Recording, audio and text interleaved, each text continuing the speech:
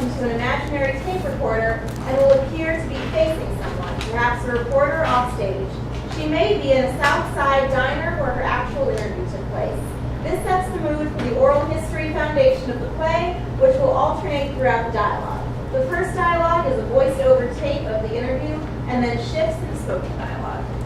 Testing, testing, testing. Interview with Crystal on Friday, October 23rd, 1992. Do I have your permission to take this? Yes, you have my permission to take this. Okay. I want to ask you the most obvious thing from the beginning. How did you find the service and why were you involved in it? I was a sophomore in high school. I went to Breslin Orr High School on the west side. It's located on Augusta and Keeler. It's on Pulaski and Chicago Avenue now.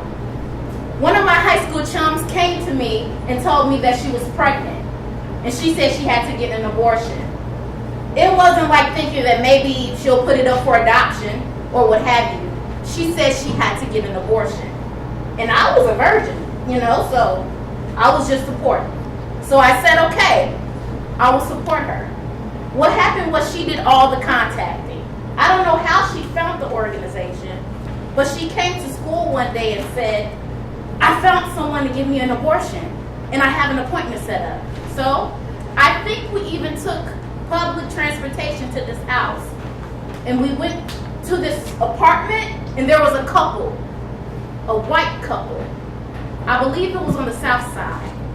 Well, they started to describe what the procedure would be like, and I'm sure the first thing they did was find out how pregnant she was, what her age was, trying to determine, if she was a good candidate. And so I think we asked how much it was going to be, and they said there was no set fee, but whatever you have. She had $15. I remember that. And so she gave them the money, or however their arrangement. I don't know. But I do know she had $15. But we started crying at some point while she was talking to us because we were so young. We asked if I would be able to go with her. And that's when they told us that they had a place where I could go while the procedure was taking place. Well, I remember her, saying in terms of when it happened that it was painful. That she cried in the whole thing because she went through it alone. I don't know if she ever told her parents, but I know that it was very traumatic, and it stayed with me. I don't know how this woman can ever forget. Act 1, Scene 2. Act 1, Scene 2, The Shitwork Rebellion, 1966. Students for a Democratic Society Regional Conference, We Won't Go, Urbana, Illinois, in later years. This became known as the Shitwork Rebellion. But first, we hear from Sunny, Judith, and Mickey. I worked at the Chicago Seed. We did everything there. I answered the phones. When we were putting together an issue, I was doing layout and paste up. I wrote things sometimes. I drew things if we did things drawn. I made coffee, really bad coffee. I lived in Skokie, 1 block from the high school. I come from a very ordinary family that was primarily working class, that struggled its way up into being able to call itself middle class by my 16th birthday. I went to college. I became a high school teacher. I married a young man and put him through law school on my salary. He became a lawyer. The idea was that we would have 3 children and move to Highland Park when we had enough money.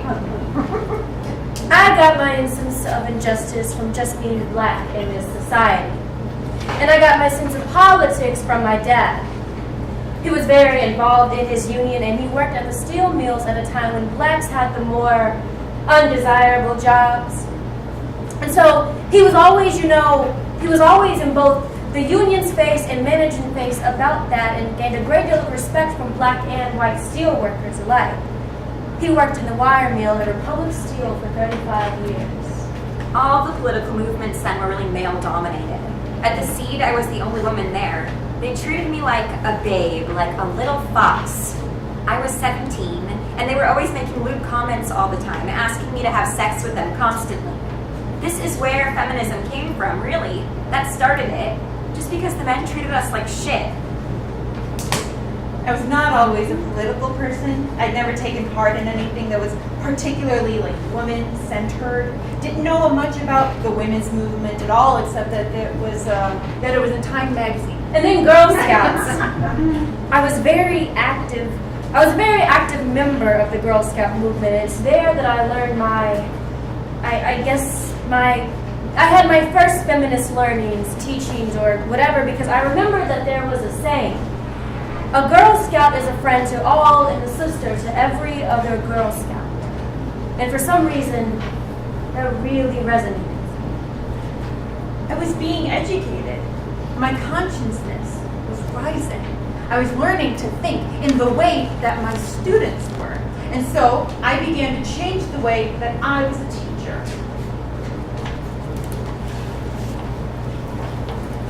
Heather, I'm Nancy. I've been waiting all weekend to talk to you. Oh, about the woman who's questioned. No, people, they're talking. A friend of mine, she says you got a number. Someone I know in Hyde Park? No, she heard about you all the way from DeKalb, from Northern, and I go here, like right down the block at UCF. I'm not sure if I can go through with it, but I need a doctor. Here. Call him. He's a good guy. but I just can't go like that. I don't know what will happen. How much change will happen? How much will it hurt? I don't know. I haven't really investigated. I gave the number out for the first time last month to a friend who I knew people, and What if I have to go to the hospital afterwards? here. It's my number. I'm free Monday night. Heather? Yes. Can I ask you just one more thing? What? Aren't you terrified? Always. Act 1, Scene 3, Jane Falls, 1967. Heather's apartment in Hyde Park, the phone rings, and with some fear, she picks it up. Hello? I need to talk to Heather. I need to speak to Heather. I'm Eileen. I'm sorry to bother you, but Listen, I'm not sure. But I don't know that I'm going And my friend said, to be doing this, at predicament. Like I told you, I'm working Really helped. full-time teaching. remember And Amy? on my master's in she had this. got married and Never some seen. met immigrants in Uptown. I'm organizing You really saved her. them so that someone else is taking over. Who? Jane. Will she let me know? Jane. She'll How much? Does she? She'll set up the Jane? appointment. Don't worry. Hello? Hello. Hello? Hello. Hello. Jane. I'm looking for Do you know? Assistant. Have you? Jane. Jane. This is Jane. How can I help you? Hello? Act 1, Scene 4, joining the service, late 1968. 5 or so members of Voters for Change gather for a meeting. Half are male, one member, Jody, sits in front, and Heather, now visibly pregnant, positions herself at the back. I know what you can do. Yeah, I do. I know you're supposed to be a voters group, but now the election is over. And the convention too, which of course we all know was a huge disappointment. You need something else, something concrete to do. More than just discussing theory. A lot more of us are talking about this new movement. The independent women's movement, we call it. Over the past few years, I have been informally counseling women and giving them referrals to doctors where they can have safe abortions. Oh, isn't that dangerous? So far, no close calls. I use a code name, Jane. That helps, and every woman name that everyone can remember. But still, it's too much for me. Some of the women can't deal with me in this condition. They see me and I had just had an abortion myself. Totally freak out. therapeutic or medical abortion. Yeah, and besides, I couldn't do it alone anyway. And I was totally against the medical control of abortion. The whole thing really needs to be organized. That's an important issue, but what about Because I have Hodgkin's disease and had 2 kids family, at the time. self-esteem, And my disease marriage? was diagnosed with the second child. Isn't abortion just a population control issue? Then I got pregnant again. And I had a lot of radiation, and I didn't want to have a kid for that reason. You should read what Marx has to say. I didn't want to have a kid anyway. Really ahead of his time. And I was taking birth control when I got pregnant. Abortion, all these issues, they're all connected. They're all about giving people power. I still don't know how it's political. Listen, you can't get a more political issue than this one. Think about it. Our right to being a human being in this world is dependent on our control, our own reproduction. And besides, I had 5 different doctors. My hematologist, oncologist, gynecologist, etc. write letters to Michael Reese Hospital saying that this woman has to have an abortion. If she carries this pregnancy to term, she won't live through it. Sure, motivated Marx. But talk to Shuli Firestone. I just met her in Rogers Park. But the law was, at the time, that there had to be an immediate danger. I was in the hospital because I was getting my tubes tied because I was so nervous about getting pregnant. She says seize the means of reproduction. And they wouldn't do them. It's an outrage that we don't have these basic rights. Do you know who controls the means of women's reproduction? You're so nervous about the whole thing, you want to get your tubes tied. Do women?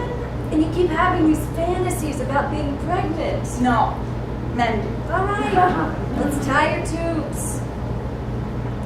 The doctors, the government, the corporate pharmaceutical companies. So I went in to have my tubes tied, and I came out of the anesthetic, and the doctor is hovering over me. Your tubes are tied, the operation went well, and you're never going to conceive again. But congratulations, you're 11 weeks pregnant. These men control all the access to women's bodies, have monopolized all the information about our biology. I just had it. As soon as I could, I told him that this was an impossible situation. And no illegal abortionist would touch me because I just had major surgery. So I figured, well, I got this letter saying that I need an abortion, and they turned me down at the hospital board. Have you read the medical texts? They spell all this out in black and white. So I had to consult with my doctors again. I'm not being paranoid here. I'm not making this up. They state that women are naturally masochistic, childlike. You will have to prove it's an immediate danger. It's like they're the parents and we're the children. That's the only way. We're constantly begging them to throw us crumbs. So I had to come up with 2 psychologists and convince them that I was going to commit suicide immediately if I didn't have an abortion. But there I was, trapped in the hospital the whole time and getting more and more pregnant all the time. And finally, 2 psychologists wrote letters and said this woman is really crazy and ready to commit suicide. They were convinced. Who knows? But I wouldn't have. Anyway, I finally got the therapeutic abortion, and I was just so fed up with the medical people. Heather and Jody turn to look at each other. Group leaves stage, and Jody and Heather stay to silently talk together in a back corner. Rose walks on stage. I was a graduate student, and I guess I was floundering around without something to do. And it was 1968, and there was a lot of political activity. I remember going to a high school on the south side, and there was a clipboard being circulated for every possible interest. I think I signed up for abortion, and then I was contacted by Heather Booth because I had one, and it wasn't pleasant. It was a doctor who had a regular OBGYN practice, But I was told he was a dirty old man. I shouldn't be surprised if he tried to get cozy with me beforehand or tried to set up a date. And that was what terrified me more than an abortion. I thought, let's get this thing over with. I don't want to have to talk to this guy, you know? I was young. It was a traumatic experience. So I really wanted to get involved. I wasn't a feminist, you see. My marriage was fine. I had the kind of marriage that people in the future would have. And I wouldn't need the women's movement, and there wasn't anything to it, and it was just a bunch of hostile people. But then at the same time, I was looking at the black movement and was wondering what was going on, and talking to people in my social work job who viewed black people as children and adolescents going through stages, and that didn't feel right to me. But I didn't have any way to contradict it. I didn't have any particular theory because my head wasn't that way. And I didn't understand black separatism at all. Nobody could imagine what it's like to get that little test back from your doctor and find out. For one thing, you didn't go to the drugstore and buy a test like you do now. You have to have the test administered by a doctor. You came back and find out that you're pregnant, and you don't want to be pregnant. In those days, women lost their jobs. You don't get pregnant in those days, okay?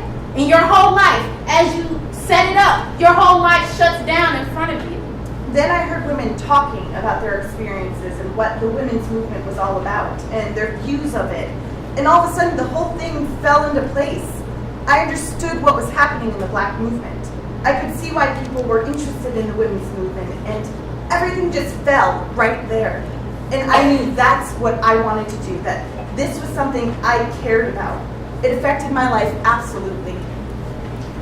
Heather, Jody, Rose, and Ruth formed the nucleus of the group in the next scene.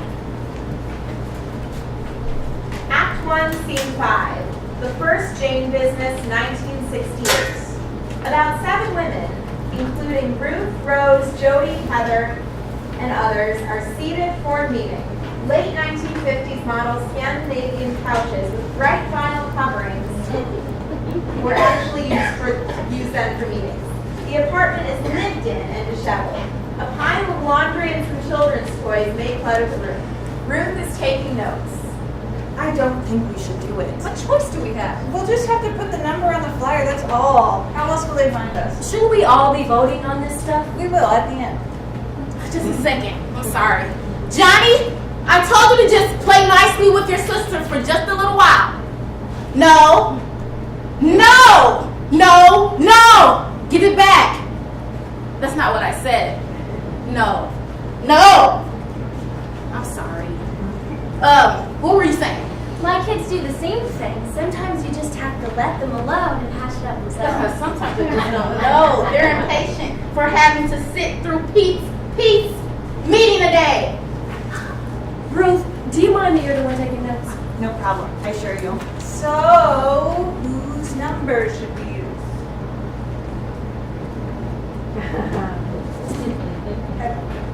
We'll probably just circulate the thing at political groups. It's such an outrageous act that maybe it would work. Maybe.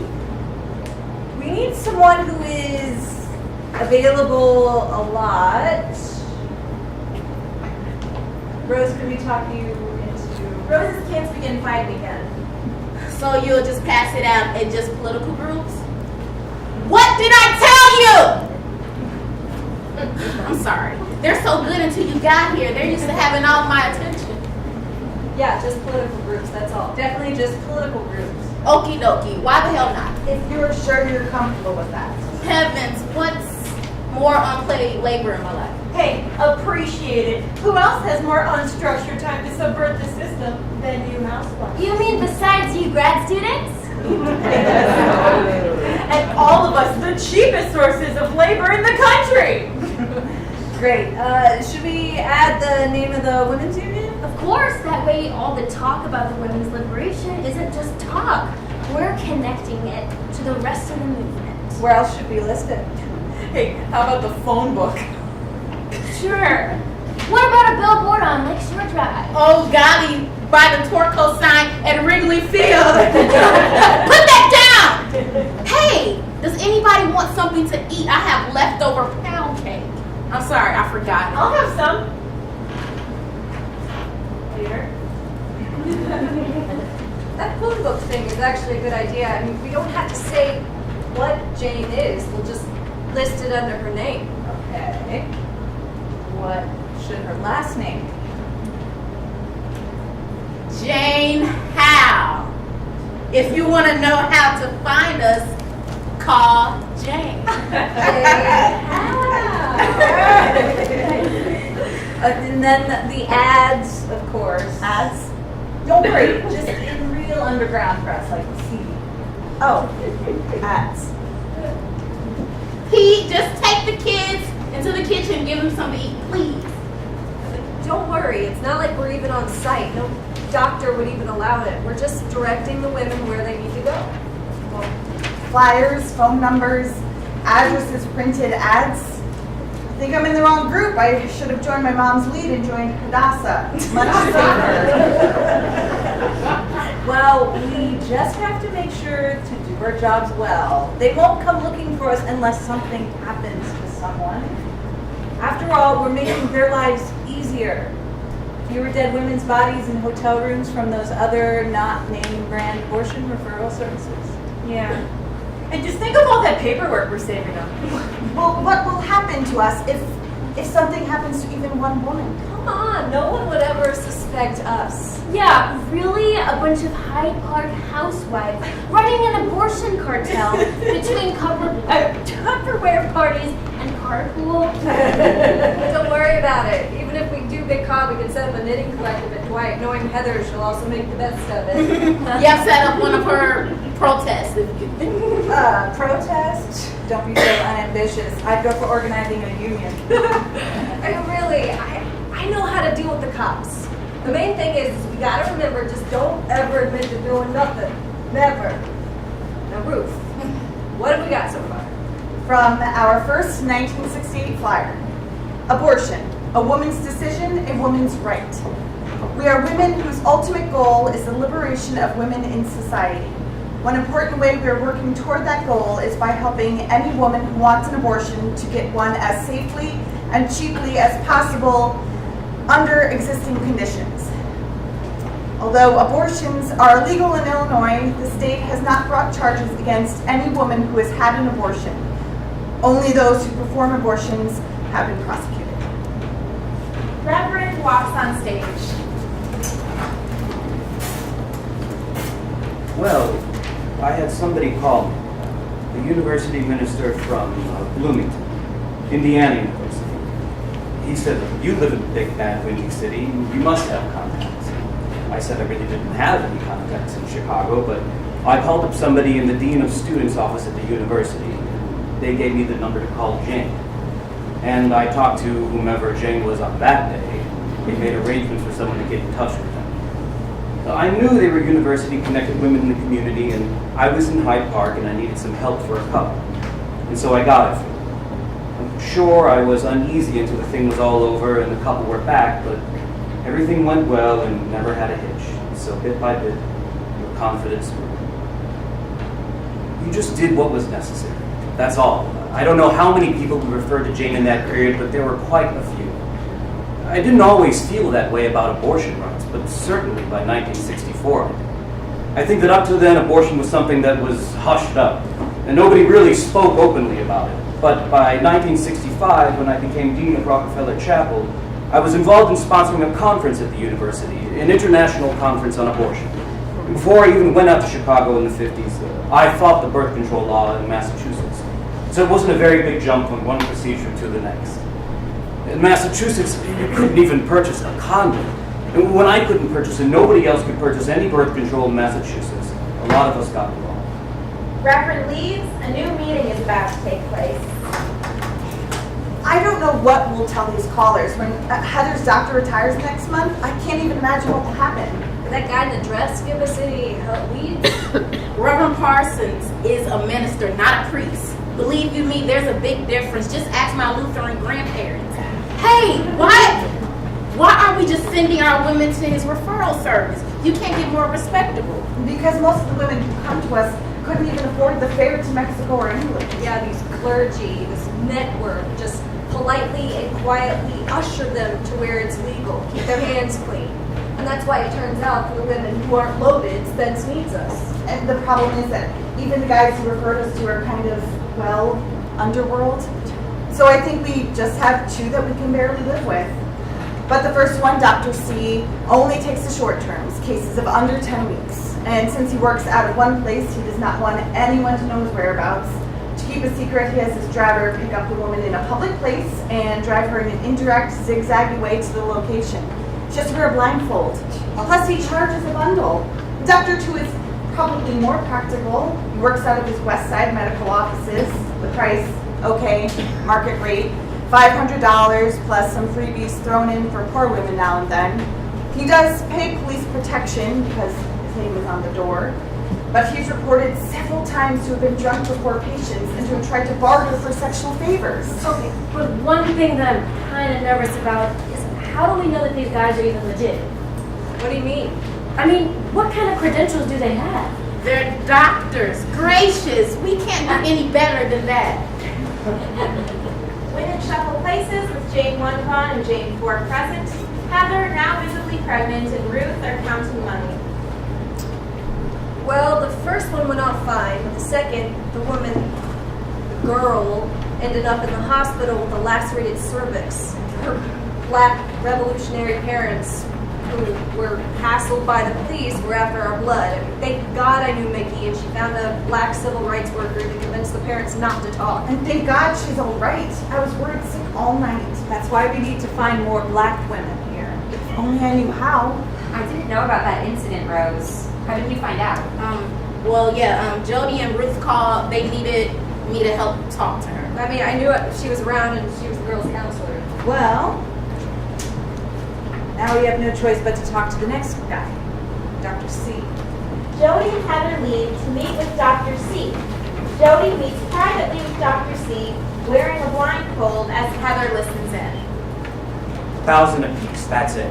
No way! Don't worry, honey. Women will pay. We deal with a lot of poor women. It don't matter. Listen, no matter how poor they are, they find a way to get the money. Suddenly, poof, out of thin air, there it is. It isn't an issue. But we charge according to a sliding scale. A sliding scale for an abortion? We actually have a whole system set up, a constant flow of people descending. Okay, then, I get it. I'll give you a cut.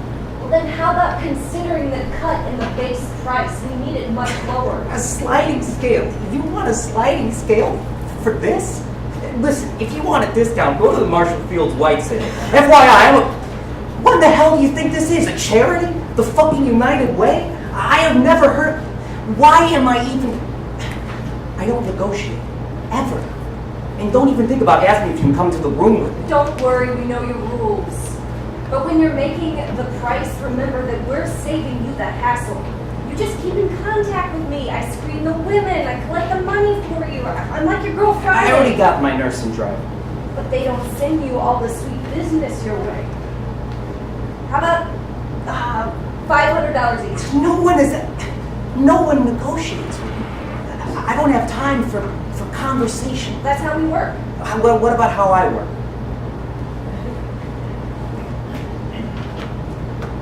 How about for every 10 you send me at 1,000, I'll do one for 500. Well, 10 is a lot. If we send you 10, we want all of them done for a lot less than that. I guarantee you that we deal in volume. Large volume. And it's still a sweetheart of a deal. You think you could constantly get these groups of 10, huh? With cash up front? Without a doubt. And we want to be there in the room with you. You know, you have a real great sense of humor. No way, just my nurse is allowed. We need to see them at some point. What about just before and after? I'll think about it. You know how to reach me. Doctor leaves.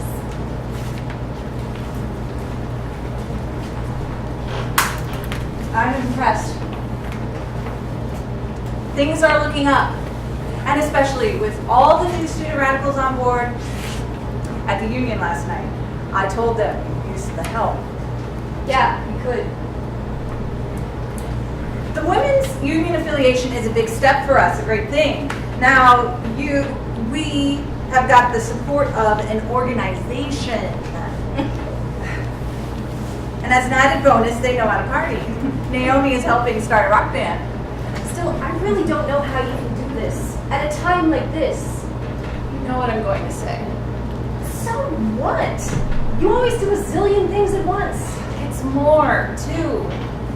It's really exciting what's going on now. The civil rights and labor movement are merging. It's a great opportunity. Yeah, I guess it is. I did what I had to, what I was called upon to do. What about the cause? Of course, I am dedicated to the cause. I am talking about personally, a personal cause, your feelings. Doesn't this mean anything to you? Of course it does. But really, personally, all along, it's just been the right thing to do. Like helping your elderly grandmother if she calls you to go get her food when she's sick and there's no one else to do it. Oh, grandmother. I didn't plan for it to happen. It's one of my many obligations. Now it's time for me to move on. That's what I do. I'm a planter of seeds. You're a dog with a bone. Come on, you know me. Right. I guess I do. With all your projects, you get people all excited, screw with their lives, their marriages, their kids, and then now is the worst time for you to skip out. As we put the phone back down, it rings in our hands. Who else has your credentials? Our husbands didn't help start SDS. We didn't organize protests in our middle school in the 50s. You know, there's no way I would leave unless I knew that you could handle it. You know, you and Ruth, they call you Mama and the Papa of the service. I've heard them talking. Even though we feminists are not supposed to have leaders, besides the labor movement, that's where things are happening for us, where we've always had our goals. It's really an exciting place for Paul and me to be. Anyway, in the grand scheme of things, all this has the same purpose as the service. As I've always said, these issues are all connected. They're all about giving people power. Okay, Saul Alinsky, I get it. Power to the people, that's very nice. Couldn't you leave us, something, some instructions that are more specific? Like a manual. I wish it were that easy. Act 1, Scene 6. A counselor's growing demands. 1969. The women leave and Rose faces audience. A young black woman, patient 2, and young white woman, patient 3, sit on couch.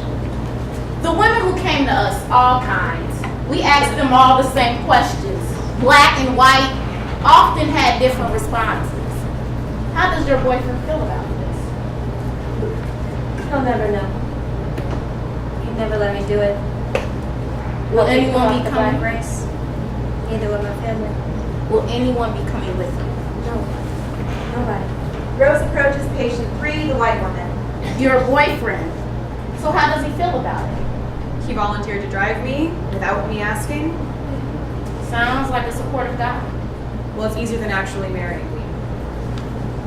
My dad got wind of this. We have a shotgun wedding with real shotguns. They could never show their face in public again. At the club, my dad's company. If I had a kid this way. A hippie feminist enters. Then a white teen dressed in a parochial school uniform comes in, possibly with her mother. Our approach to talking politics with women, it also varied.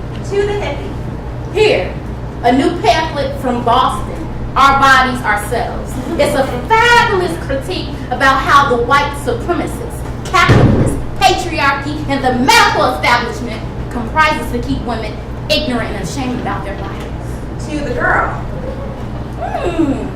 Mother Macaulay High.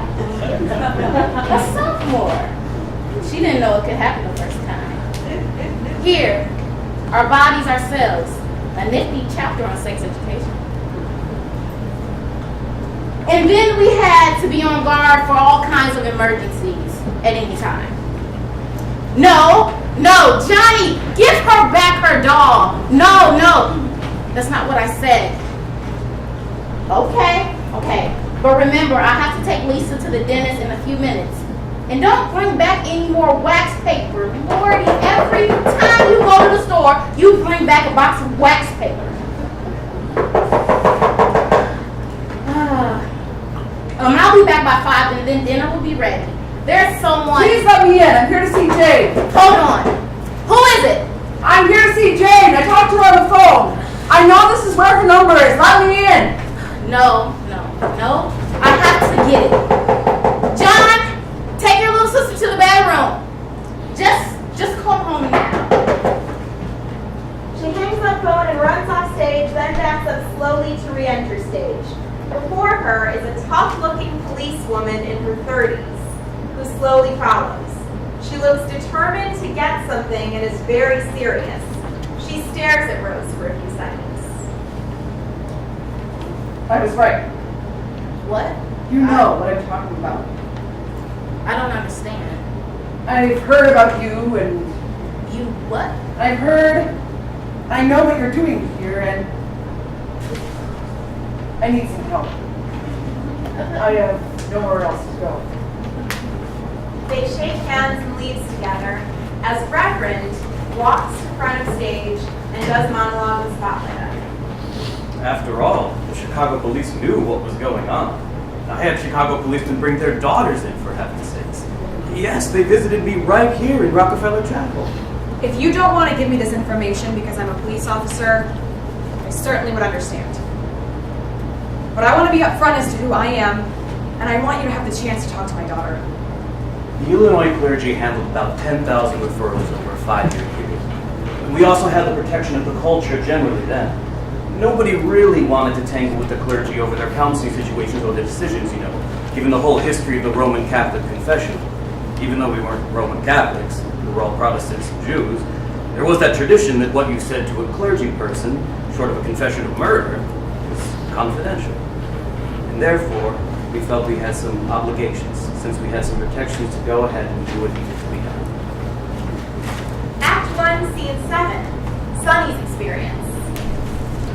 I started coming here to Chicago when I was 15, and I was finally able to stay when I was 17. I had myself declared an emancipated juvenile in family court. It's something not a lot of people know about, but it's what kids can do to get away from abusive families. Oh, yeah, I know where I was living then. I was living above this costume shop on Cleveland and Lincoln. It's not there anymore. My landlady owned the costume shop. I'd work now and then as a waitress, the usual stuff. I did not want to marry the baby's father. I didn't even want to see the baby's father anymore. I didn't want to have a baby at all. When I was growing up, pregnancy outside of marriage was almost a death sentence. It was terrifying, and our choices were the unwedded mother's home. I was 15 when an older sister of mine had a baby, and she had to give it up. Because that's how it was then in 1964, in a small town, and she never, ever recovered from that. She's almost 50 years old now, and she never got over it. That's the shit we went through. And I explored some people. A couple people gave me some numbers of illegal abortionists. I called them, and they were like, yeah, my name is Bernie. I'm the one who does it. And it was terrifying, the idea of having to deal with these people. And then I saw this ad, pregnant, need help, call Jane. It was something like that.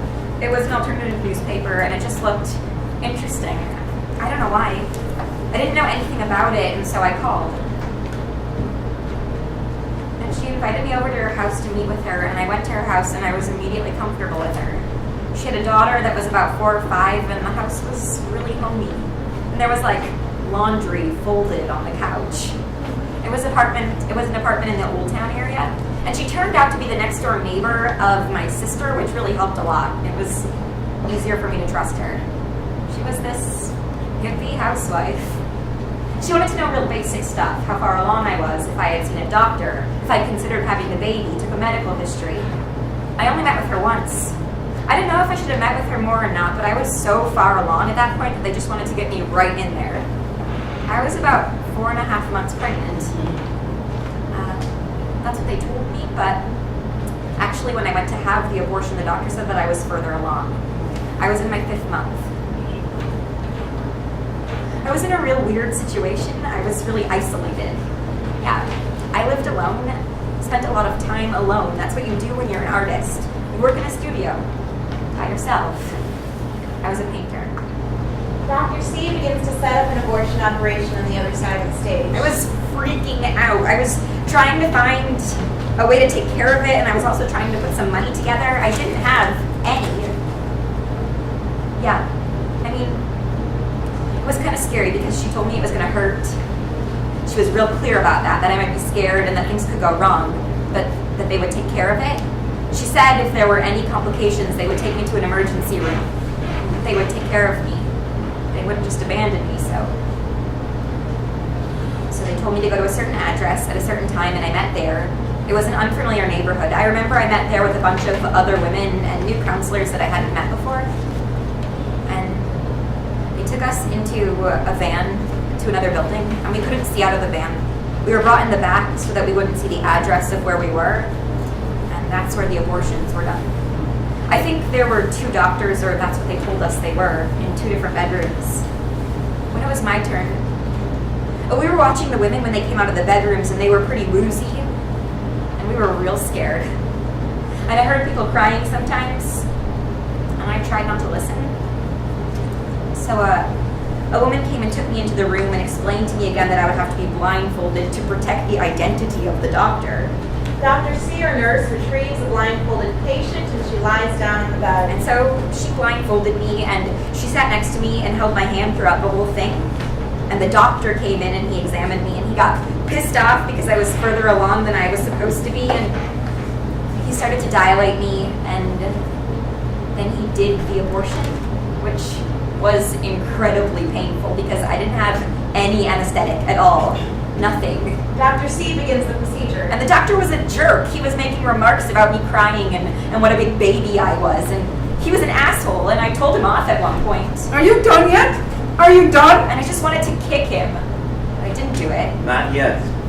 I told him he was an asshole, and I said, how do you know how this feels? Just have to make sure it's clean in here so we don't have any problems. You're a man. How do you know what this is supposed to feel like? And he said, I'm a doctor. This is for your benefit. I know this stuff. I gotta get out of here. I felt sick. You feel sick afterwards. Just a few more minutes. And I must have been feeling bad because I started doing a lot of drugs after this. Just relax. And that's why it's hard for me to remember how it happened. Having a child then would have just destroyed me. There is no way that I could have handled it. Emotionally, in any way. I was totally unequipped to have a child. I could barely take care of myself. If it wasn't for Jane, I don't know what would have happened. Nurse leads out patient and Sunny leaves. Ruth leads in another blindfolded patient. Ruth places herself in Dr. C's chair while his back is turned and prepares the injection. What are you doing? I'm sorry for bothering you. I thought I'd save you some time. God, I should have never allowed you ladies in here. My nurse never bothered me like this. Jody just keeps pushing and pushing. Oh, yes, I know that she can be very persistent. And I'm sorry to bother you. I'm just trying to help. This is just that local anesthetic the counselor told you about. It will make the whole thing a lot easier, master pain. Dr. C begins to use the curette. Patient reacts. What's that? The curette? It's just a tool, the one we were telling you about, for scraping the neck of the uterus. The operation is called a D&C, a dilation and curettage. Yes, it will hurt, but not for long. The whole thing will take about 15 minutes. You should be all recovered in the next few days. It's much safer than even getting your tonsils out. Gosh, that's really it? Yes. I thought it was more involved. It's really simple. I guess it is. Please, forgive me for interrupting this little Kathy clash here, but we have 10 more this afternoon. Listen, honey, didn't you listen at all to your counselor? I was nervous. I can't imagine why. If you have any questions at all, at any time, just ask me. I'll be right here. Dr. C continues to operate. Ruth, standing behind him, struggles to look over his shoulder. I'm sorry, could you just move over a tiny bit? Just relax now. I'll leave it to the doctor. Act 1, Scene 8. Overthrow, 1970. Dr. C and women leave while Ruth crosses stage to join Jody and Rose in Rose's kitchen. They are fawning over a huge answering machine or box with 2 reel-to-reel tapes. Other women gather beside them in the living room for a meeting, their biggest yet. They're passing around a stack of index cards. Wow, it's just like the one Spence has at the Student Center, the Episcopal Student Center, right? Yes, golly, I guess you're just talking to the receiver, and they are recorded. It's the darndest thing. The message comes out sort of blurred and comatose, like one of us has been dipping into the muscle relaxer.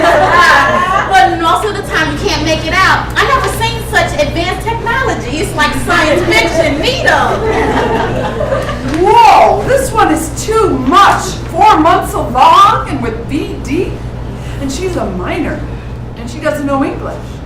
I know I should, but I Well, you haven't. said you wanted to be trained. That one will season you up very fast. That's okay. One of us will do it. You can put it back in the pile. Not so fast. I have a stack of even harder ones for myself. Any takers?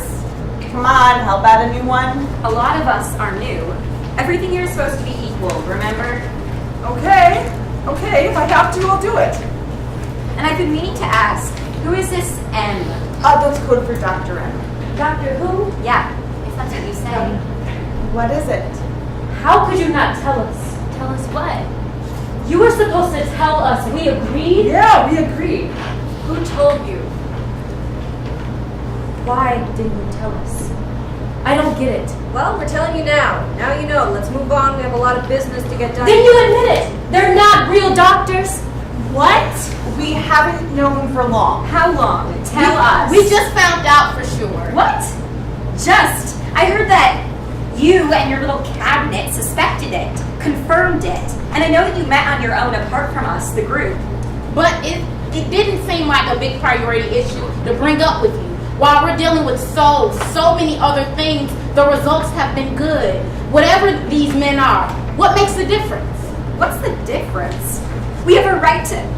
We have procedures, protocols, rules to follow. What gives you the right to? This is not the collective I thought I joined. I don't think I can continue here. Then I don't think I can either. It's not as bad as it seems. Let's talk this out. If they're not real doctors, then who are they? Paramedics and... They learned it in the Army. Doctors never learn how to do abortions. Why would they teach a gynecologist how to do an abortion if it's illegal? Just think about it for a second. Then you should have told us sooner.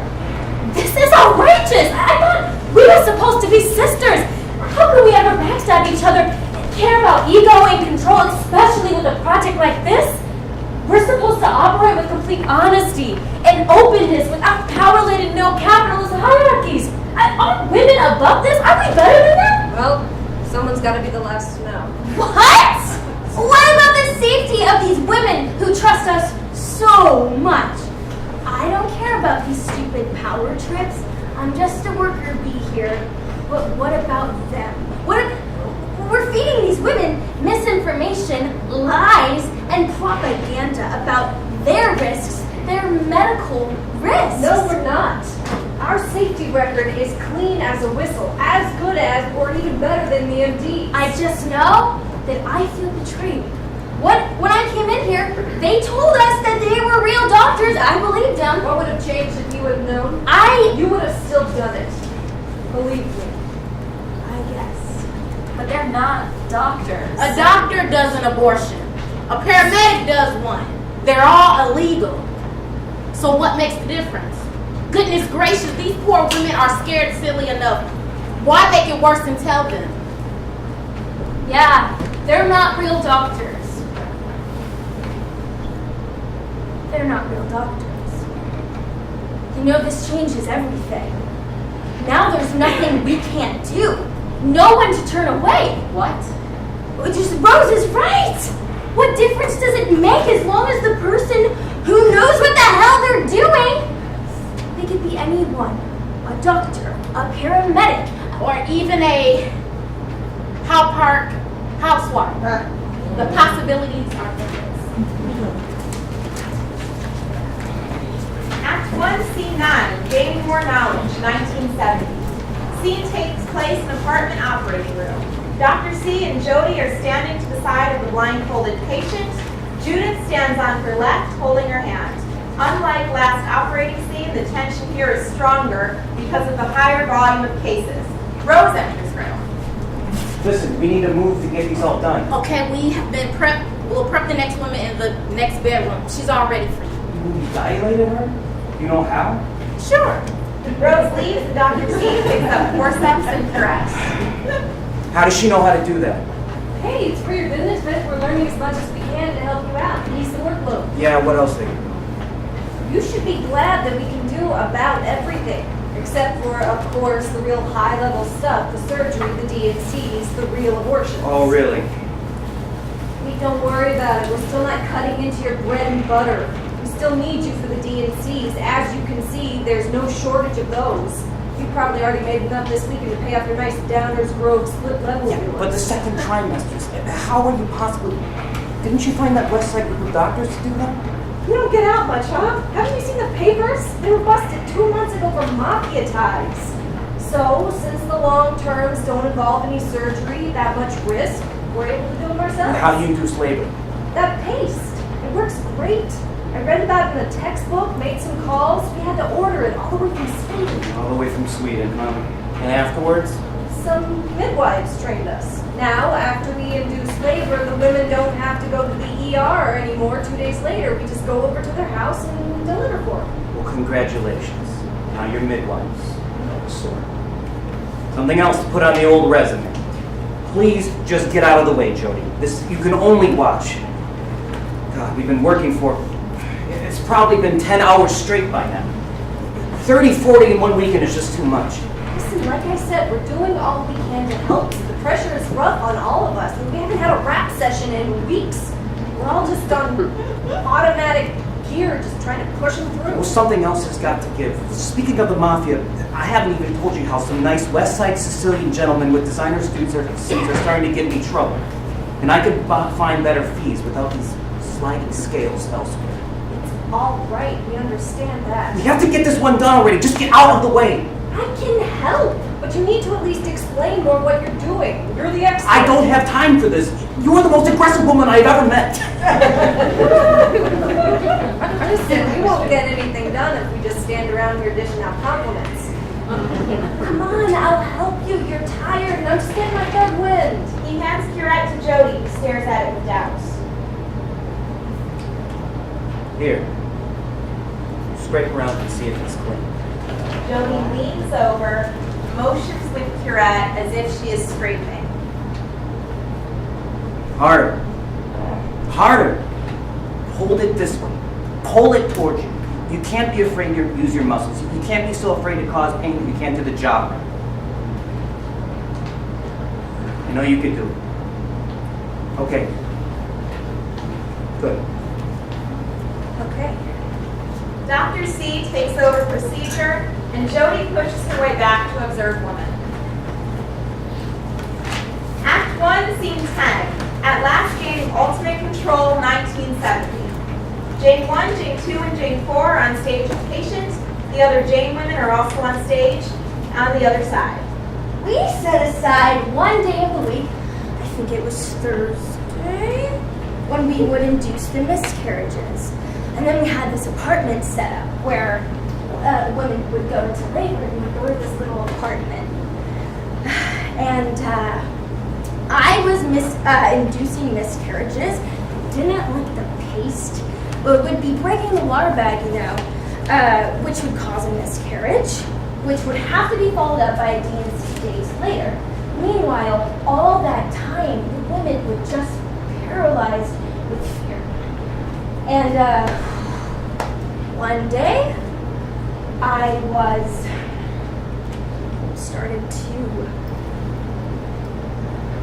was trying to break the water bag with forceps, and I reached in and pulled out a little leg, a little foot. And I said, wow, all right, we better go ahead and finish this. So we talked to this woman and we said, look, we're gonna try and do you right now, right here. She was about 13 weeks. I'd say we did the D&C right on the spot. It was the first time we ever did one. It was like a party. This woman couldn't believe it afterwards. She was extremely cooperative and helpful during the whole thing. And we just said, well, it's over. You're done. You got an abortion. It's all finished. And she was so happy. She was just hugging everybody, and we were all dancing around. And what was to stop us after that, when we realized we could do it? Act 2, 1970 to 1973, and 30 years later. Scene 1, the moral dilemmas. The actual emptying out of the womb was the thing that made us abortionists. All the way up to dilating didn't make any difference, and you couldn't do anything dilating. Didn't mean anything at all. Putting a speculum in, giving a shot, you could be doing anything in the whole medical practice and not be doing an abortion. Did we think that we were killing babies? Absolutely. See, that was another thing that happened. We used to they would have talks about that. We would talk about what does it mean to do a second trimester? What happens? And the way I felt about it was that it didn't make any difference, because between 6 weeks and 6 months and 6 weeks and 8 months, it's all the same thing. You can't argue the other thing because we're socialized into believing that life begins at the point of conception. I don't know what's true and what isn't true, but I just know that's how people feel about it.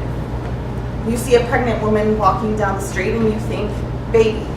And if the woman becomes pregnant, even if you can't see that, you think, baby. You don't think this thing growing inside that looks a little funny, and so what you're doing is killing that. That doesn't make any difference. That's not an irrelevant part, but that's not what the discussion is about. It has to do with other kinds of things. And abortion's only temporary as a practice in society. Nobody says abortion is a good thing. It's only one of those things you have to do because there aren't better solutions for it. And when better solutions are around, abortion won't be in. So we won't even have to talk about it. Act 2, Scene 2, recruiting new counselors, late 1970. Jody and Ruth carrying a clipboard lead group. Nikki and Judith sit in the front row. We thought it would ease up with New York making it legal, but now that we're charging token fees, we're getting more than ever, more than like 100 calls a week. So we're too busy to hold people's hands. You should leave right now if you feel like you can't risk the responsibility. Fill out all of the information completely. And if you are Black or Hispanic, please indicate that on the sheet and we'll train you first. But first, a warning to everyone. We expect the counselors also to be able to assist with the procedures. And if you have personal conflicts with watching an abortion or with the issue itself, you will not be strong enough to be a part of it. Yeah. Lately, we've had many join who seem to be in it for, well, the glamour, the thrill. You want to be James Bond, do it on your own time. And as far as And there's other changes. But we also don't have time like we did before to educate people, give them the feminist line. You need to already have your head together about women's liberation and abortion. Now, we need workers, strong workers to just get the job done. She takes board and passes it down row. They pass it to Mickey, who stands to take audience and spotlight. I've been involved in the Chicago conspiracy trial. I was on the legal defense team. I helped them do research. I'm the Black female sitting next to Bobby Seale holding his hand when he's being gagged and stuff. And I'm holding a notebook so we can write notes. So, I've demonstrated against the war in Vietnam, all that kind of stuff. And then I was somewhere on the north side a couple years after the trial was over, and somebody handed me a leaflet. And I might have read about the Chicago Women's Liberation Union and decided my opinion about Heather and the people that she associated with was that they were a bunch of liberals.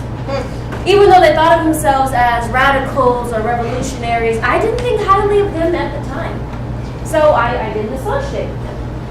And that's kind of how you did it in those days. But I went up to the office of the Women's Union and kind of looked around. And the first thing that attracted me was the posters, because the Graphics Collective was active then. And I was like really intrigued by the art, which really spoke to me. And you know, I had years of Catholic education on holy cards that they give you. Like, they're like about that long, actually. You know, it's a Rubens painting or a Michelangelo reproduction, but usually it was of a mother and a child. And I mean, you know, it was totally unfeminist, you know, even if it was a picture of Mary, the Virgin Mary. And then there was this stuff which was like really revolutionary for me. I mean, it was just like, it was more of like a, yeah, kind of thing for me, where I wanted to be connected to them. She passes the clipboard to Judith. I was having an affair, and I was separated from my husband. My lover was separated from his wife. He had children. I did not. I had no idea whether my marriage would continue or his would. I had no money. I had just been fired from a teaching job, and my life was coming apart very dramatically. And I was having this affair, and I wouldn't eat.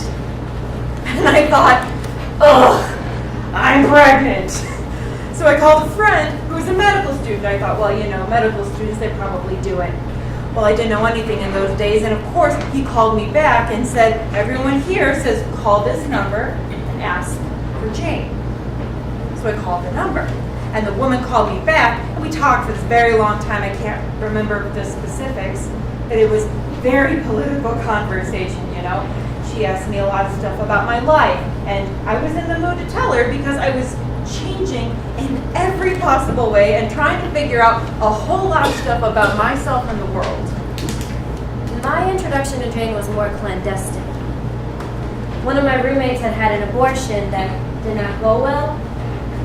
I mean, she had gotten pregnant, and we called around and found this abortionist who was on the south side.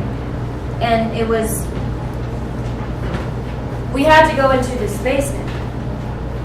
And he was drinking, and you know, it was sort of implied either one of them or both of us had to have sex with him. Well, what he had done was he injected her with something to induce a spontaneous labor, and then he wouldn't let us leave. We felt like we had to escape, and there was no way out except past him. And so I think I finally called the police, and I found a phone, and I called the police, and the police came and started talking to him, and we were able to escape while the police were talking to him. And so on and so forth, and my friend still had, the abortion had been completed yet, you know, the process had been started, but it hadn't. And so we got home, and a couple of days later, well, within the next 24 hours, she actually aborted the fetus. And it was horrible. I mean, just talking about it now, it's just... And so when I heard about Jane... And then I found out I wasn't pregnant. Just very, very, very, very, very late. So I didn't need an abortion, which is lucky. And we, well, this woman and I, who I called Jane, I guess we agreed that we might talk again at some future time. I was looking for this women's movement. And if I'd met somebody who was doing employment work about women or daycare work about women, then maybe I would have gone that way. I don't know, but I didn't. I met these people. And so I went to the meeting and I became a counselor. How did I know you were going to ask that question? For a long time, I was the only black woman in the women's union and the only working class woman. I think there were a couple of volunteers that were Black and Jane. When organizing, I always looked to see what kind of white people they were. Were they white people with class consciousness because they came out of a working class background, or were they people who were faking it? You know, people with long hair and dirty clothes who talk about how they were down with the people. Excuse me, I take a bath every day. Don't insult me like that. So I guess from that point on, I looked at people based on their practice and their background. Yeah, it was pretty lonely, you know, but I ignored that stuff because of the bigger picture, the bigger social issues that needed to be addressed. And as long as there were one Black voice in there, then I felt like I was making a contribution.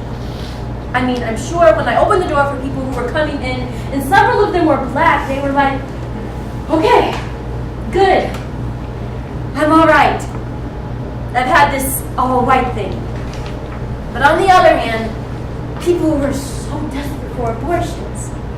And again, the issues of whether I was the only Black woman or the only whatever, there were women who were dying. There were Black women who were dying because of back alley abortions. I couldn't stand that. Frankly, so I didn't care what organization was doing it or what color they were. They were somebody who was doing something about the problem. And I wanted to be a person who did something about the problem. Act 2, Scene 3, The Abortionist Routine, 1971 to 72. A meeting of the core group who secretly run the service without the larger collective, there in Rose's kitchen. Jody, Ruth, Judith, and Jane 1 sit together doing hand strengthening exercises with weights. Rose enters. Heavens to Bessie, what in the world? We gotta strengthen our hands. Or, you know, That's why I can't. well, what did you think it was gonna be like? I don't know, like scraping out a melon, not so strenuous. That's fine, Rose. Everyone is pulling their weight somehow. Different people have different limits, that's all. I just can't do it. I can't. It's not that I judge, I don't know why. Holding hands is important too. So is taking temperatures. You're saving us from working on getting into real trouble, stumbling on someone with an infection. For me, that's the challenge. Not the scraping. For me, what gets me is the pressure. We can't screw up at all. We have to be perfect.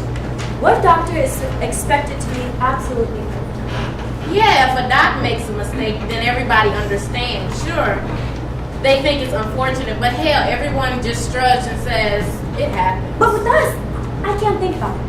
The homicide unit would, Well, that's what the trainings are for. well, I can't think of that. For now, I have to go to work. See you later. Bye, see you tomorrow. Good luck. That reminds me, before the others get here, while our little cabinet is meeting. Well, we're in my kitchen. We're the kitchen cabinet. Yeah, I like that. Ruth, how's the new one working out? Not good.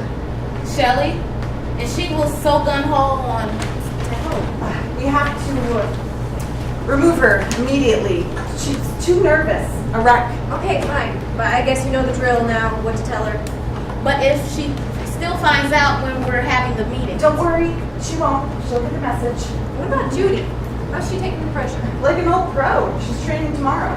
Attention moves to Judith on the other side of the stage, where she, Jody, and Jane 1 perform an abortion. And now that it's dilated, you can see. Judy, have you ever seen a cervix? No. No, never. It's Sue, thank you for letting our intern assist here. it's just far out. Well, I can say one thing for certain. Sure beats taking dictation. I was a teacher. I'm a mature married woman. I've been around, very around. But I knew nothing before this. And for God's sake, in gym class, in high school, they make us wear tents to hide our bodies. I've been living my whole life inside of a tent. first time I saw an abortion performed, before I had even learned myself, I was filled with a sense of personal power as a woman at a very conscious level. I thought, this is what it is. And for me, biology was the beginning of my education. I learned from the uterus out. The women leave and Jody steps forward to approach a medical supplier. I've been here a while and I've never heard of the Southside Women's Health Center. It's pretty new. Okay, dozen speculums, we have those. And prescription drugs. We were using the pharmacy, but they couldn't get the quantities that we needed. Antibiotics, painkillers, a lot of drugs. Interesting. You seem to have a lot of traffic there at the Southside Women's Health Center. Like I said, it's new. Private practice. I'll say, very private. Oh, and the doctor forgot to write on the list to throw in a dilator and some forceps. Well, it's not a real prescription. But you did say that Doug referred you? Oh yeah, he's a real nice guy. He gives me some good deals too. Yeah, great guy. He also tells me, pay cash? Always.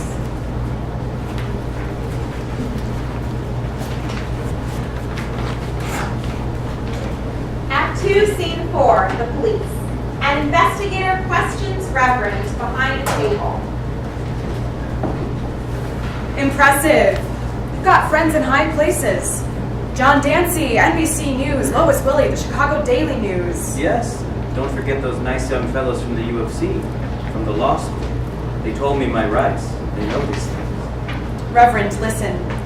You know we hate to do this, but you have to give us the doctors' names. They are participating in highly dangerous and illegal activity. I'm sorry. I can't give you that information because it would violate the confidential character of my pastoral ministry. Reverend, this is a grand jury. You're obligated to tell us. I'm sorry. I can't give you that information because it would violate the confidential character of my pastoral ministry. It had no legal standing, but I knew it sounded awful. A meeting convenes of the largest Jane group ever. Same panel wall set with couches and toys. Judith is now visibly pregnant. They're out there again. They're not even trying to hide anymore. That close call last month? We need some kind of buffer zone. What? Like before the women go to the place. Some kind of, you know what I mean? Like a front? Yeah. That way the women won't have the address, which everyone in the city has by now. Oh, and we can drive them from the front to the place, I don't know, maybe 5 or 6 at a time? About 4 trips a day. And we can mix it up a bit. Have different places almost every time. These friends' apartments, sublet some. I like the idea of having a regular front, just for the fact of comfort, ambiance. If it's more lasting meeting place, then we can make it more, well, homey and less makeshift. We can get real furniture and keep the place spotless if we know we won't abandon it right away. Ooh, the front? How criminal. Jody picks up phone to call Nick. Hello? We hear an audible click from wiretappers on the phone line. Hey, Nikki, Jody. Hey, girl. I was just wondering, can we come over tomorrow? Sure. You can come over tomorrow for breakfast. Sure, for breakfast. We'll come over for breakfast. Would appreciate it. Okay, bye. I'll see you tomorrow when you come over for breakfast. It was obvious when your lines were being tapped. In those days, the Red Squad didn't exactly have the most sophisticated equipment. It took me the longest time after that when I didn't have to speak in double talk. Even with the risk, it just all made sense. We had plenty of room. It was a big apartment, and so they could perform the procedure in one room. People could rest in another room until it was time to go back. And you know, it was perfect. And then we could be in the dining room or the kitchen or in the back, out of the way. And yeah, I remember thinking, well, I could go to jail for that. But I had done a lot of things that I could have gone to jail for. I mean, you could get arrested and go to jail for demonstrating against the war. And I did those things because I believed that what I was doing was right and necessary. I was going to do what I could to promote that so there would be no more backstreet stuff.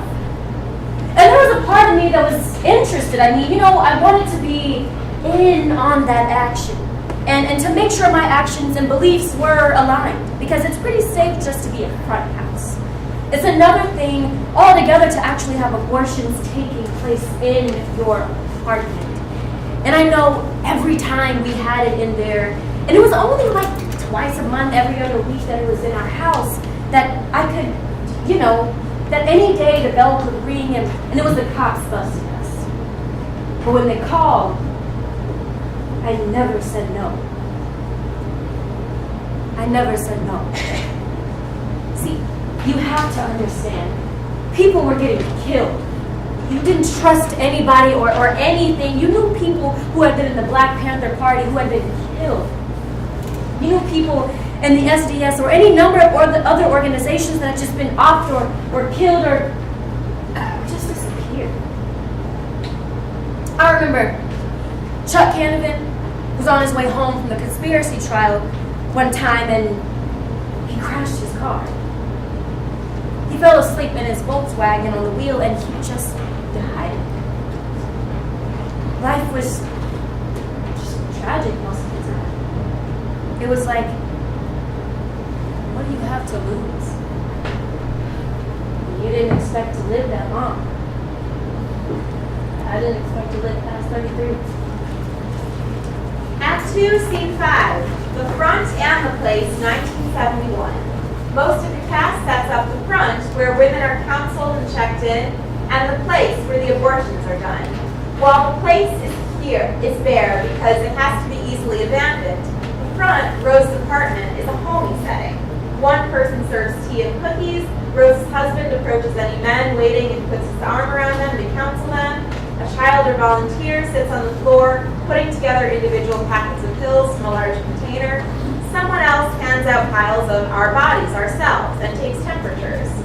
Another person may show a patient a medical diagram. Lori, an 18-year-old hippie, enters the place. I remember just being shocked that it was a residential apartment. And when I went in, I remember just seeing that there were a lot of people in what would have been the living room. It wasn't a lived-in place. I sat for maybe 2 minutes, and they called my name next. He was in the bedroom of this apartment in what was a camping cot with a heavy plastic liner over it, over this camping cot. The abortion was performed by a woman who was probably maybe 27, maybe. I remember thinking she had long black hair. She had one of those things on that doctors wear with the lights in the front. I remember thinking, gee, you think she'd tie her hair up? She didn't have nurse's clothing on. And she told me to lay down, take my pants off, lay down and scoot down as low to the end of the cot as I could. And I did this. And I think she tried at least 10 or 15 times to get a dilator in my... And the dilator wouldn't stay in. It kept popping out. And this is painful. This isn't something that you have done every day. And it was, she had no problem with the speculum, but dilating my cervix was a real problem. And when it was done, I remember feeling, I just felt dirty. I felt filthy. I felt like it was the most humiliating thing in my life. And to this day, nothing has been that humiliating feeling of the filth and the dirt and just the unsanitary conditions. And of course, thinking that I'll never be able to have kids again because this person is untrained and has no medical background at all. In my experience, any kind of medical experience has always been in a hospital with a doctor. And this was very, a cot with a shower curtain thrown over it. Her standing there with her hair hanging. You know, the apartment wasn't clean. I would have probably guessed that the floor hadn't been mopped in ever, but maybe swept. I can't say that there was garbage around and that people were throwing papers or anything like that. It was just very sparse, and it seemed like if anything happened, they could have been gone in 20 minutes and not lost anything. I asked to use the washroom after they finished. You could tell nobody lived there. Nobody was using the tub or the shower. It wasn't clean to where you felt comfortable in it at all. There was an industrial-sized garbage can with a heavy-duty black garbage bag in it, which is where they threw the fetuses. I saw her throw the waste in there before I had gone in there. I wouldn't even look at it.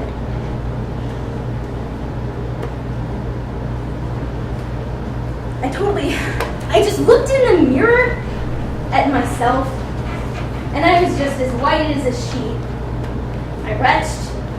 Not in my life have I ever thrown up as hard, nor I ever think I will again, and the disgust and everything that came up out of me was just like unbelievable. And I really hadn't eaten any food to have in me. And it seemed like I had thrown up everything I ate for the past 3 months. I think it was the whole situation, plus not having any form of medication at all, and the horrendous pain I had just been through, and the thought of what I was doing. But this abortion service was the only option I was aware of at all. You know, it wasn't how I would have chosen it to be done. And now, having had an abortion, since in a clinical situation with a doctor performing it, knowing the difference, it was like, that was atrocious. But at that point in my life, if 2 days later, they would have told me I had had another abortion, I probably would have done the same thing. Because I couldn't have, anyway, had a child. And you know, actually having the child was never even a thought. Lori looks at Judith with gratitude. I wasn't scared of having the responsibility. I mean, I guess if I were all alone or something like that, then maybe I would have been frightened. But I wasn't alone. I was in a group of women, most of whom I trusted and respected. When there were complications, and sometimes there were slight complications, we never really had a terrible mess that people talked about all the time. In my personal experience, I thought, wow, you know, this is a hard one. It's the same way anybody does if I were a midwife and the child is sideways, or if I were a surgeon and I could feel and see on the monitors. I am one of the people who thinks that one of the women who came through the service probably did die. Not as a result of an abortion by us. She had a very serious infection and wasn't really done. Sometimes women would lie to us about their medical condition because they thought if they told us the truth, we wouldn't do them. And of course, we wouldn't. So they were right. I mean, sometimes you'd come and put a speculum in, and there would just be pus everywhere. The infection would be so far gone, so you would have to say to her, I'm sorry, you can't do this. And she would get completely hysterical because not only was she still pregnant, but now she knew she had this really serious infection. Judith takes the patient, possibly Lori, from the place and leaves with her, escorting her out of the building. As she reads, one or two plainclothes policemen confront them. From the fact sheet by the Chicago Women's Liberation Union, 852 West Belmont. At 1 p.m. on Wednesday, May 3rd, several plainclothes men stopped Judy and a woman as they were about to enter an elevator leaving the building. Judy and the woman were separated after Judy told the woman she did not have to talk. The patient runs away and policemen lead Judy to cell. Judy was then taken to a waiting car. The police then went to the apartment where they knocked. The door was opened and they pushed their way in. Martha and Diane put up a struggle and yelled to the women waiting that they did not have to speak to the police. Martha and Diane were then taken with Judy to the police station at 91st and Cottage Grove. Martha and Diane were chained to the walls for 6.5 hours and Judy was chained for 4 hours. Police go to the front and drag everyone away. At least 2 chain members join Judith in the cell. They were finally charged with 3 counts each of abortion and 3 counts each of conspiracy to commit an abortion. What led to the arrests was that a sister-in-law of a woman who was coming through that day was a devout Catholic, and she called the police in her district, which was not the district we were working in. And those police didn't know us. They were from Cottage Grove district, and they came and followed us around for a long time, and finally busted the front, busted the place, took nearly 50 people to the police station, men, women, children, probably regretting it the minute they realized that what they had was kids screaming and people making thousands of phone calls because they just took everybody. For a long time, they couldn't tell who are the victims and who are the offenders. I can't tell who are the victims, who are the offenders. But of course, ultimately, they could, because the offenders, so to speak, were the 7 women who would never say that there were abortions going on. It was cold. When you're put in a cell, even if you're a person who has connections to the outside, the minute you are put in a cell, you believe that it's possible that you'll not be able to make your case known, not be able to make connections with the outside. But in our situation, there's a whole army of people immobilized immediately. They raised money for our defense. All this stuff was going on, and on some level, we knew it. The ensemble forms a protest upstage. So they got busted a week after. It was at my house. We were all worried, that it meant that they would go to jail for a long time. But I was personally worried that it would mean that I would go to jail too. Because there was a possibility that somebody would talk. That happens. It was very frightening. I was nursing my baby. He was only 4 or 5 months old at the time that we were busted. I was my breasts were aching. I was very worried about him, I had people taking care of him during the day when I was working. But they didn't think they were going to have to work till 4 o'clock in the morning. I had no idea what had happened, where the child was, who was taking care of him. I had to milk my breasts into this tiny little sink in a cell. They have tiny, cracked, filthy little sinks in the cells? After the bust, all of the leadership and the secondary leadership, except for me and Jody, was busted. Just happened to break that way. Some of my friends, a lot of the people, the secondary people, all the responsible people. Jody was in the hospital and there was me. What happened after the bust was the single most awful time I ever had in my life. And my life would have been a lot easier if I'd been busted and I would have been with my friends. But there I was, and we had 250 waiting for abortions, and they had to be taken care of. I couldn't call them up and say, we're sorry and you can't be taken care of because we don't exist anymore. And I had to. I thought that I had to make sure the women got abortions and I had to keep the group together. I couldn't let it fall apart. Lawyer joins Judith. We have a plan. We wanted to bail out one of you first, give you some high profiles so that when the abortion 7 are arraigned, they'll go easy on you. But why me? You're a sympathetic figure. You're a mother nursing a child who wouldn't forgive you for leaving. But I don't want to go. What? After all the work we've done? Pro bono? I just can't. I can't leave them here in this place. Listen, you're doing this for the group.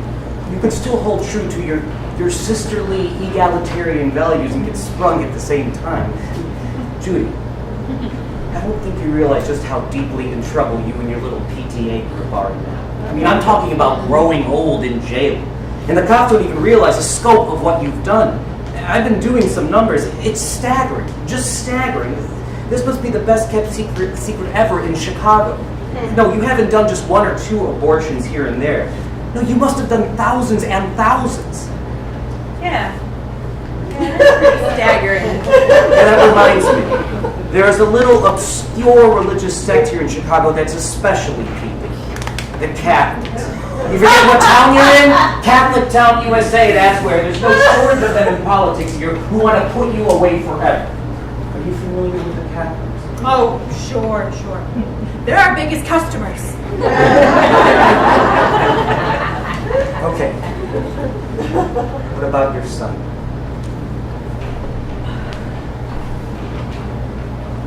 I don't know. Let me check with the others. Judith crosses to speak to the other Jane women. Lawyer exits. This is what they want.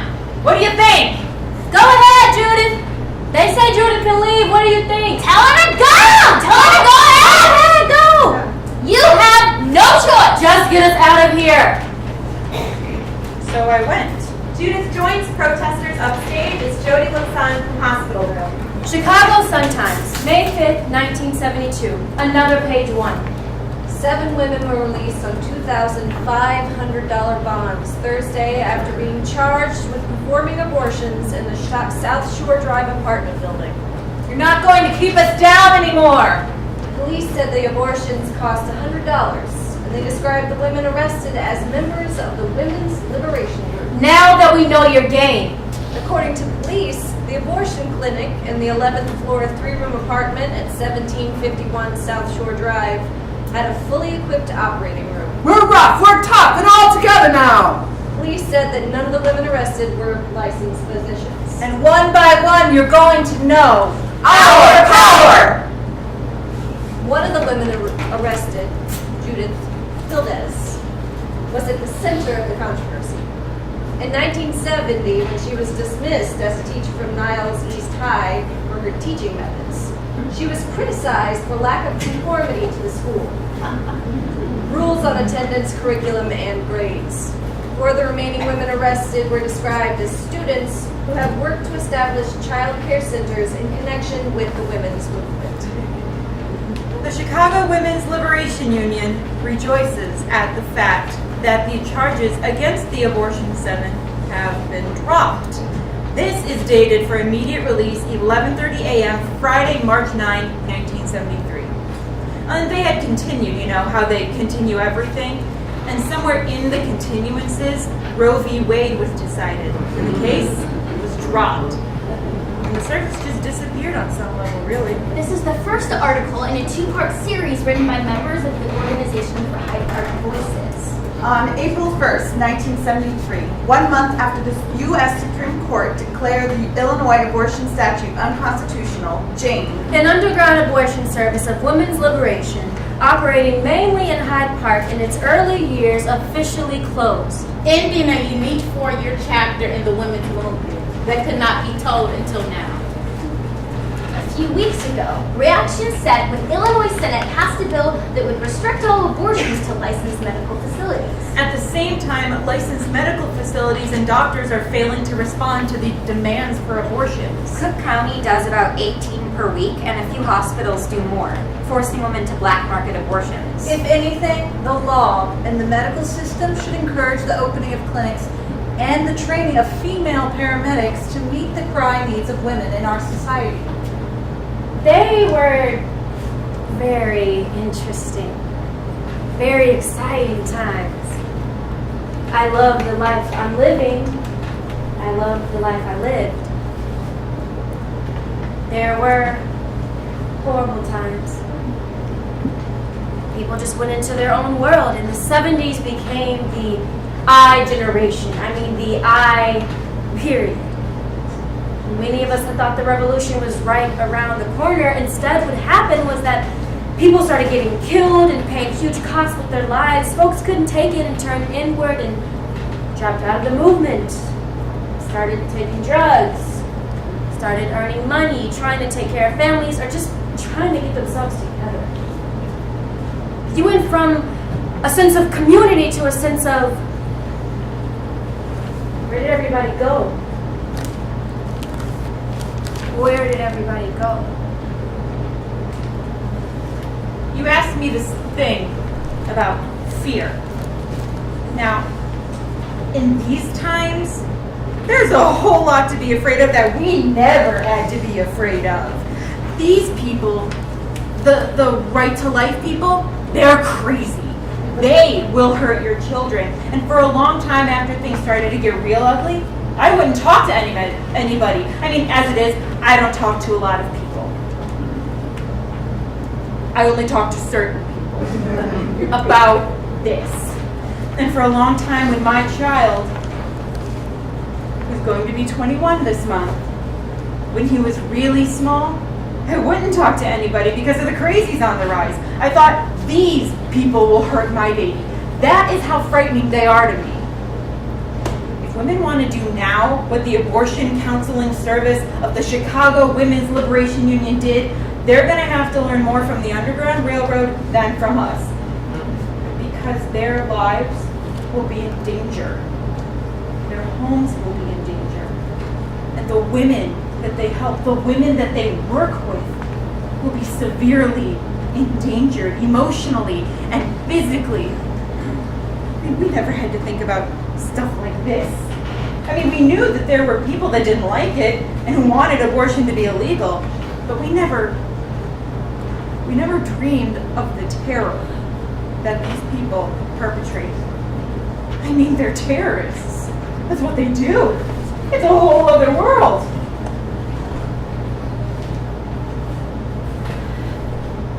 You know, we're brought up to believe that it's unusual and frightening to take responsibility for human life, for your own life, the lives of the people that you care for. But that's what it's really about. It's not about some super macho and Wonder Woman kind of shit. It's about understanding that it's what you're supposed to be doing. That this is the way we're supposed to live. We're supposed to help each other give birth. We're supposed to help each other abort when it's necessary. We're supposed to help each other die. We're supposed to help each other live. We're supposed to do this. And we're supposed to have the knowledge and the strength to do this. That's what I learned in the service. I think one of the things that happened to me, in some ways what the women's movement and my participation in the counseling service did, was that it grew me into the person that I was meant to be. When I go back and talk with people I knew before, and I would say, well, I'm in the women's movement, and they would say, of course, that figures you would do that. So people saw me as carrying strength, but I didn't always see that in me. And it was like a private part of me knew I was strong. What did I do afterwards? I was a social worker, a teacher, and an operator. A dog trainer and groomer. founder of Midwest Academy in Chicago, training leaders or social change organizations. Served as field director for the Carol Mosley Braun for Senate campaigns. Worked for the Democratic National Committee as national training director and national field director during the Clinton administration in 1998. Today, the short version, a consultant to pro-democratic organizations and campaigns. Me? I was a state program administrator, and now I'm a community organizer. A jewelry maker and a clinic defender. A doctor. A mother. A mother. A mother. A mother. Mother. A mother. A mother. A mother. They did tell her the reason why they were doing it. Because they explained that women were dying from what they called back alley abortions. And they just felt committed. I don't know who started it. They said they were a women's organization and they did not want women to have to go through that. End of play.